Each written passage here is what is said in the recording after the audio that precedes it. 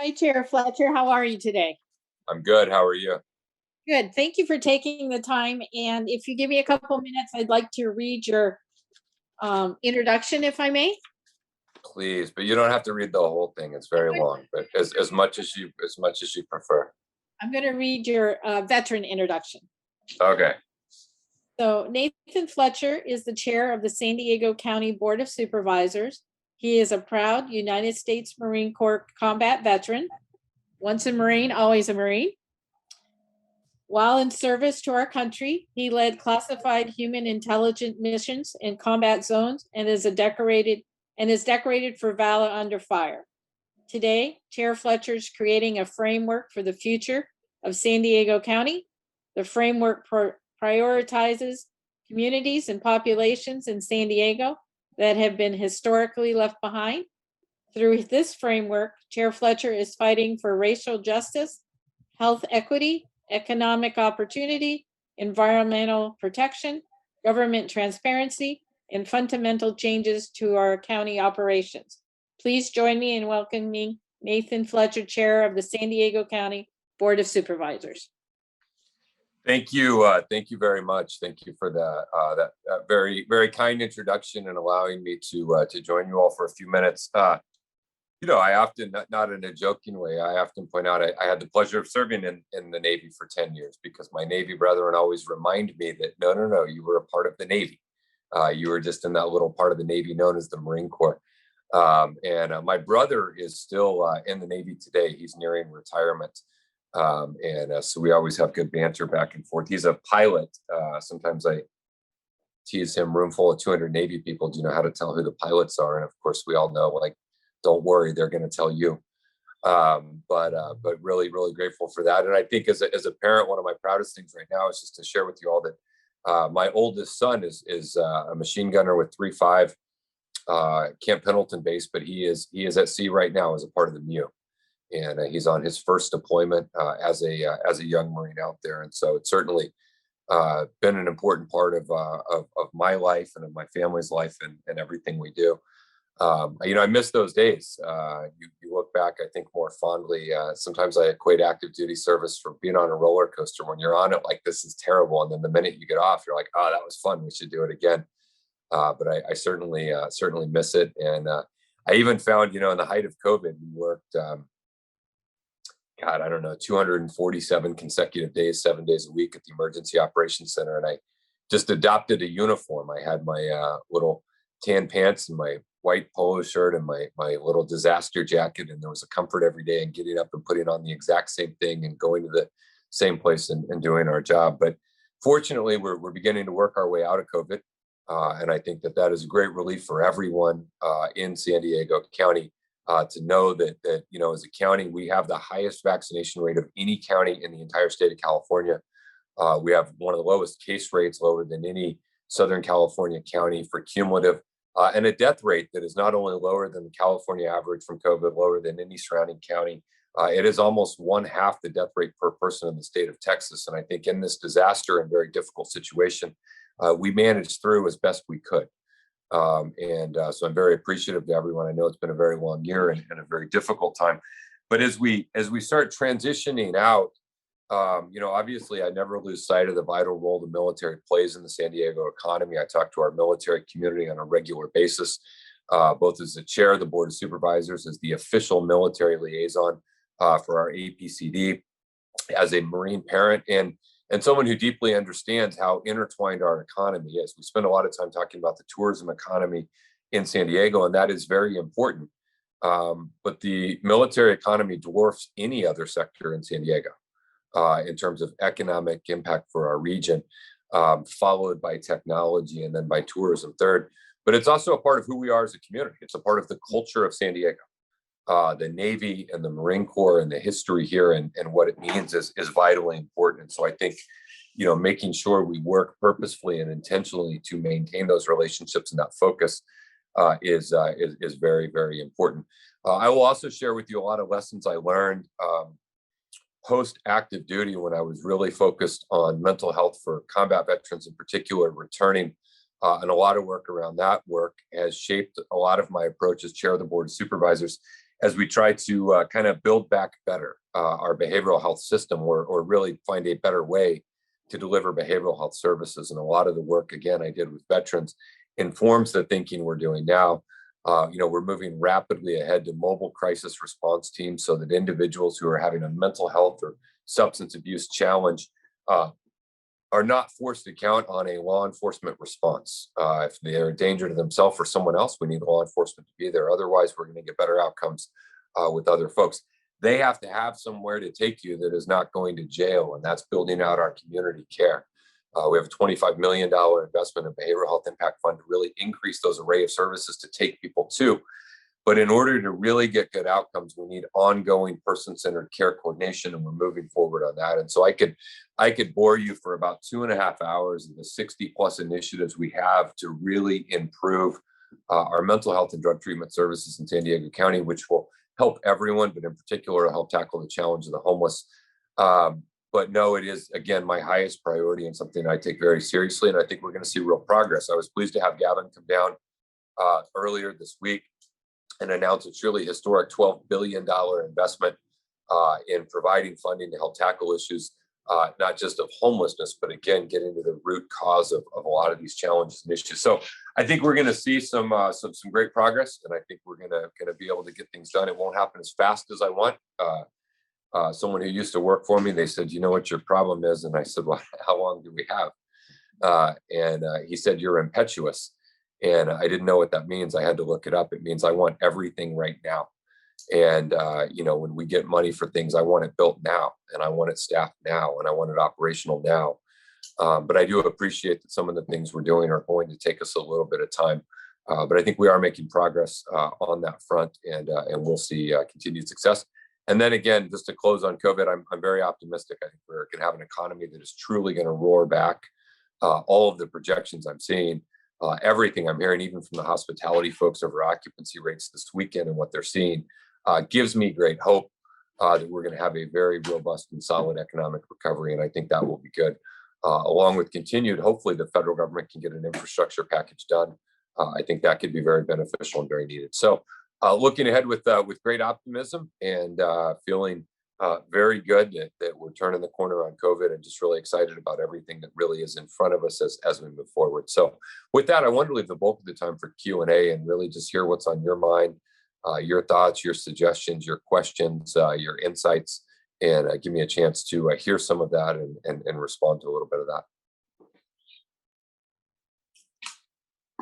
Okay, Ed, do you have all the questions from people?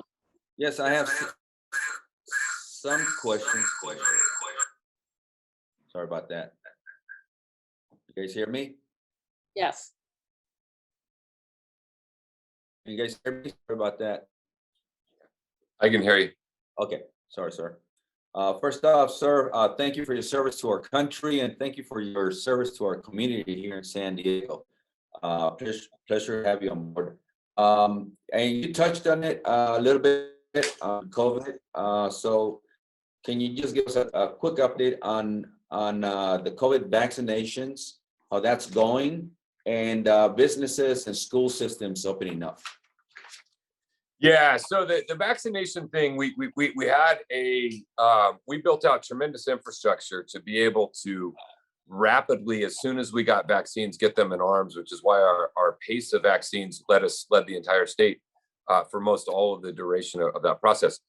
But we knew that there would come a point where we would hit a wall, in that, and we hit it rapid, meaning we went from you can't possibly get an appointment. As soon as we make appointments available, we built out a network of more than 30 county sponsored sites throughout the county. And we would make appointments and they would be immediately gone.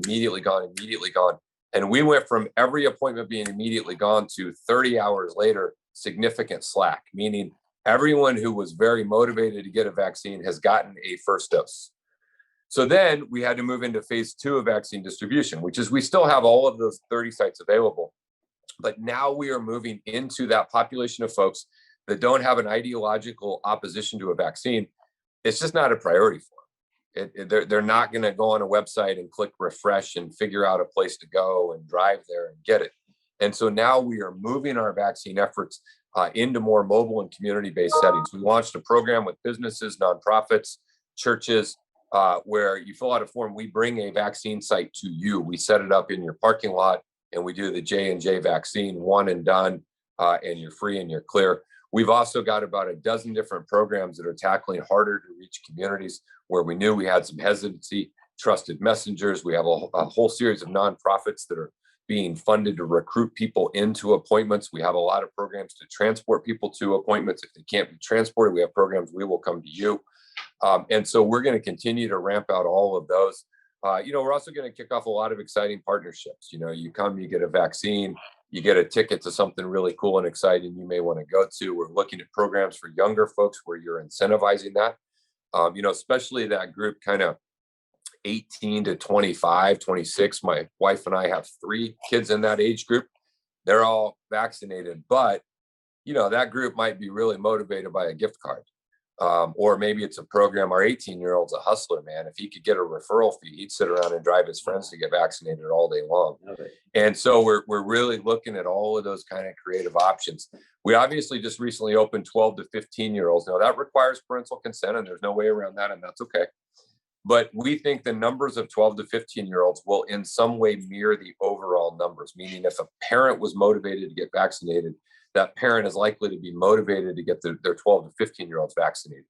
If a parent is like, I'm never getting it, we're probably not going to have a lot of success getting that parent's 12-year-old to get vaccinated. But, again, we'll see how it goes. But we're partnering with schools, we're partnering, we're doing everything we can there. And so I think that is encouraging. On the reopening front, we should look ahead to June 15th with great optimism, because that is the retiring of the tiers. That is where you won't have to worry about, are we orange or yellow or purple? We'll retire the tiers. I think there will remain some restrictions around large scale events with uncontrolled mixing. So what is a large scale event with large scale being perhaps 10,000 or more people? Uncontrolled mixing just means there's not assigned seating. So a Padres game is not uncontrolled mixing because you're assigned a seat. You sit in that seat. You may get up and go to the bathroom or get something to eat, but you still have a seat. Uncontrolled mixing might be a festival, that type of thing where everyone kind of interacts. So there may be some requirements around those. But I think in general, by June 15th, we'll be there. Now, I'll tell you what CDC did yesterday, caught everyone by total surprise.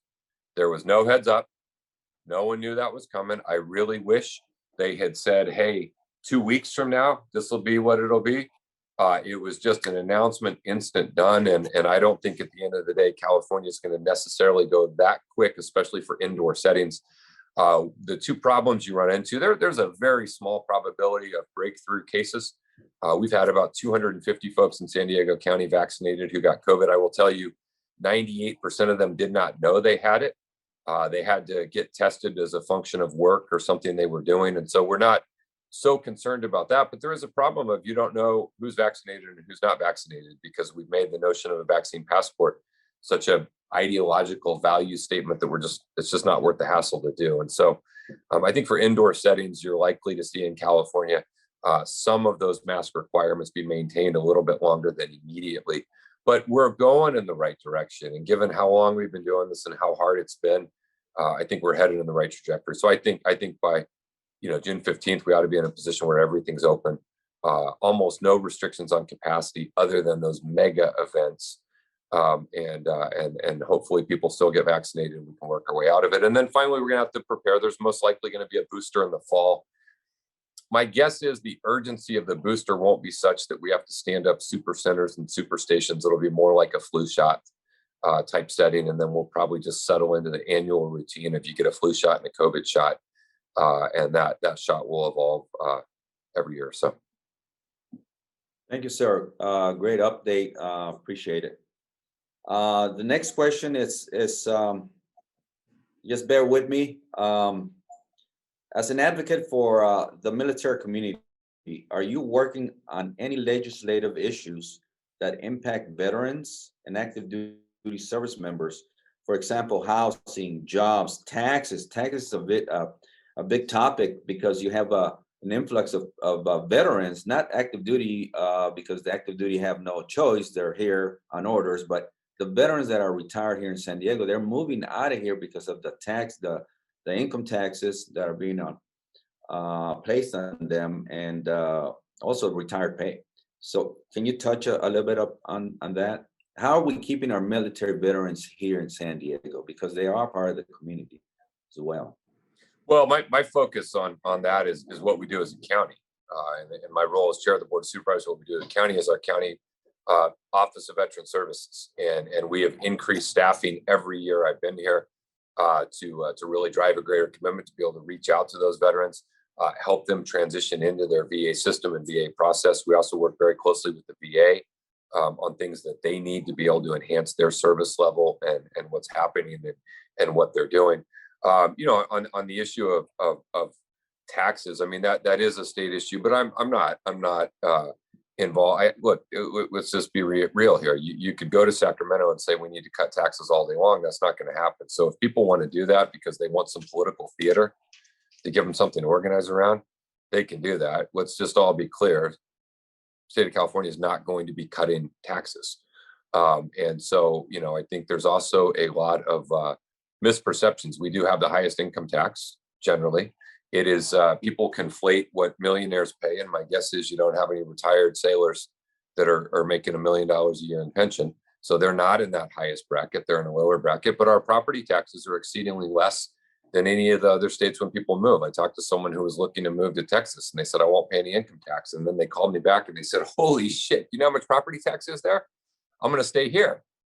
And people will say we have the highest sales tax in the nation, but they won't tell you we tax the fewest categories of things of any state. So, I think some of that, people are going to play out, but we need to make it a welcoming environment. The other thing I think we can do to help our veterans, and I think this is a significant issue, is we need to reduce the cost of housing.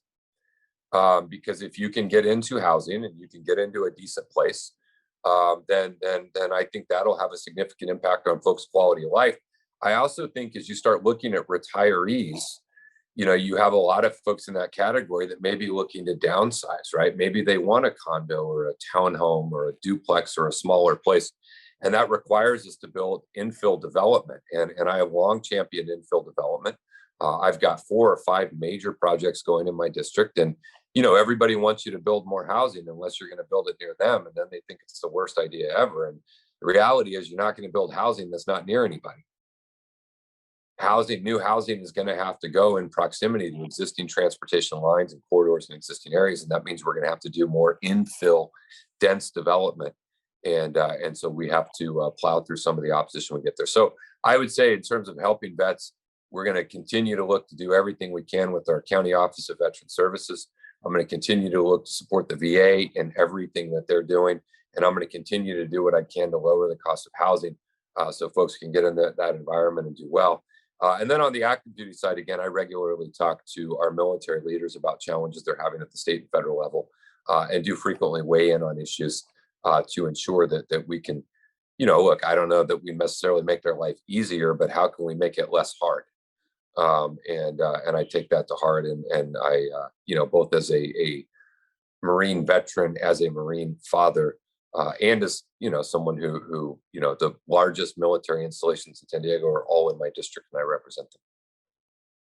Give something. Thank you, sir. You answered that question. I had another question that related to the infrastructure in housing for the military community here, but you answered that question already.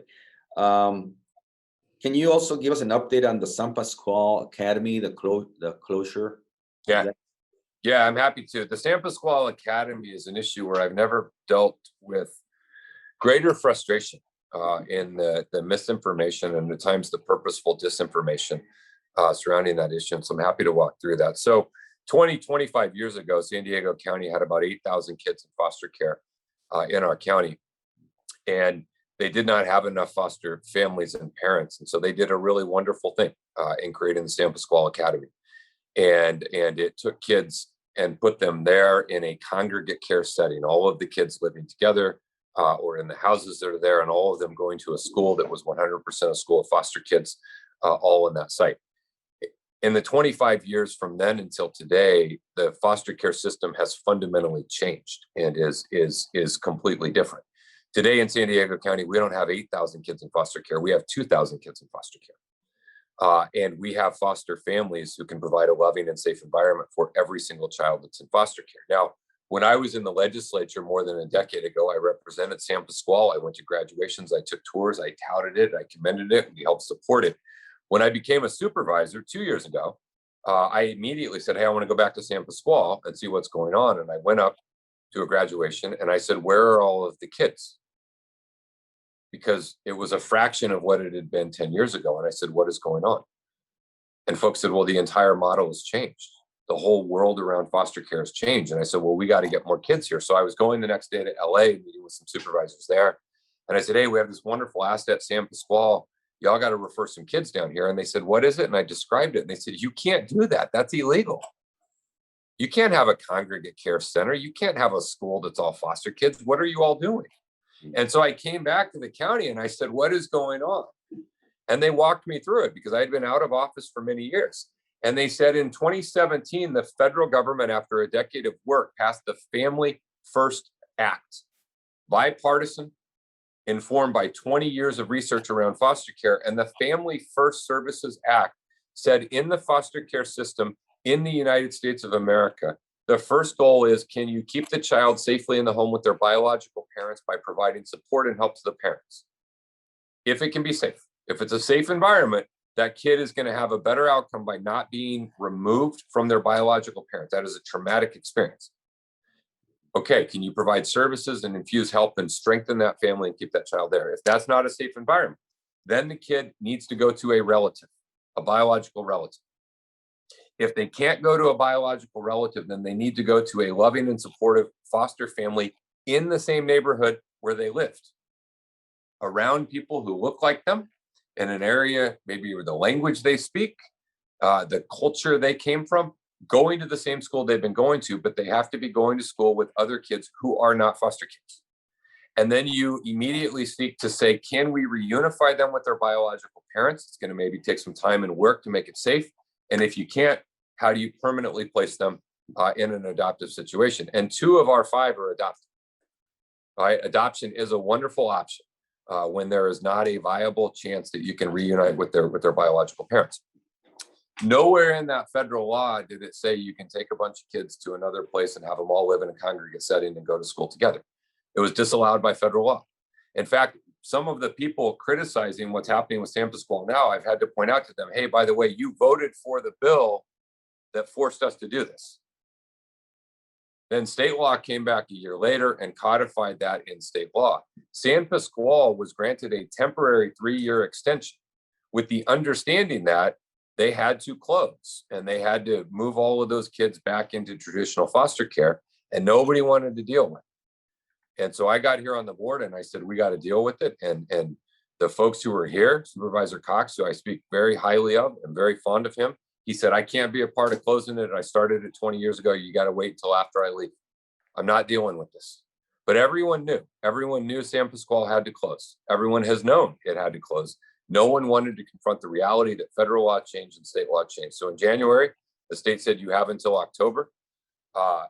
There will be no state license. If there's no state license, you can't have a bunch of foster kids in a setting without a license to operate. And that triggered a whole rash of really well-intentioned folks who said, I don't understand, this doesn't make sense.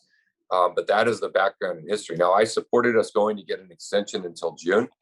They're down to about 60 kids. You've got a group of them that are about to graduate.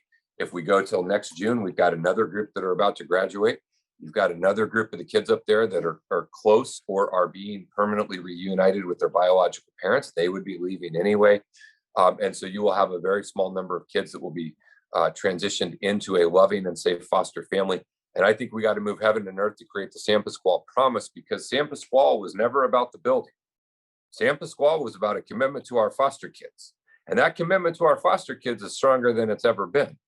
And so how do we fulfill the promise of San Squall, not only to those kids, but to all of the kids in our foster care system? Not just the 60 kids that are up there that we spend $14 to $18 million a year on, but what about all the kids who San Squall rejects? The foster kids refer to them that they won't take. We got to build a system that benefits all of our kids. And so it's it's become a challenging and difficult issue, but I think we're gonna have to find a way to resolve it, not losing sight that our focus is not about a building, it is about a child. And our commitment has got to be about how do we do right by that child. And I think that we can do that in a responsible way. Roger that, sir. Thank you for that update, and that's a huge endeavor, and we really appreciate what you're doing for the community in the San Pasqual Academy. I have one last question. So what's next for you, sir? What's next for Nathan Fletcher, and wherever that takes you? Is there a plan to continue with the initiatives that you started here in San Diego? Or are they going to fall off? Because sometimes, when you leave office, I know military experience, a lot of the initiatives, someone else takes over and they say, no, we're not going to do that anymore. We're going to go ahead and do this. So I ask you that question. Is your next endeavor, whatever you're going to be doing, you're going to continue the initiatives or supporting the initiatives that you started here in San Diego? Well, fortunately, unlike the military, we don't have 3-year deployments. I've got 4-year terms, and I can do 2 of them, and so it gives me a little greater ability, I think, to see through some of that. So I'll be up for re-election next year. I'm running for re-election to continue to be a supervisor. A lot of the things I've started, I'm in my 2nd year, or I guess I've been partway through my 3rd year. Some of the things I started in year 1 are not going to come online until year 4 or year 5, and so really seeing those through. And so my focus is get reelected, complete my 2nd 4-year term. And then after that, I don't know. You've got redistricting, a lot of stuff going on. I don't have any desire. I could have run for the open congressional seat. And, my little ones are still 10 and about to turn 13. And it's I often say they need their dad at home every night reading to them. But honestly, I need them in my life. And so I have a great job where I work very hard. But if I leave in the middle of the day to run over to their school to do something, I can do that. And I'm not traveling. I'm not missing sporting events on the weekends, and I'm not missing any of that. And so, the ability to be home for a little while longer here local, they grow up quick. We see it. We got one heading off to UC Santa Barbara this fall. And, the other little ones, only have a few more years left before they're not really interested in hanging out with their dad too much. So I'm looking forward to hopefully getting reelected and spending some more time with my kids. And then after that, who knows? Right, that, sir. That's all the questions I have. Appreciate all the responses, sir, and your patience with all the questions. So over to you, Phyllis.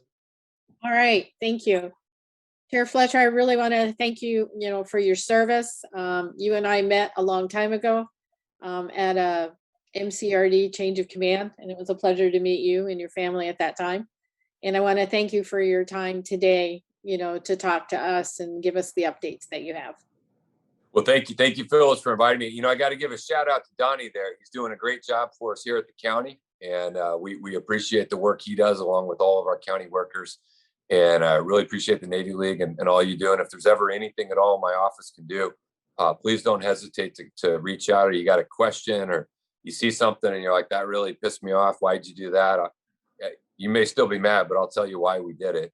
And suggestion, any of that, we're open to it all. So please consider us a resource, and please stay in touch. Thank you for letting me join you today.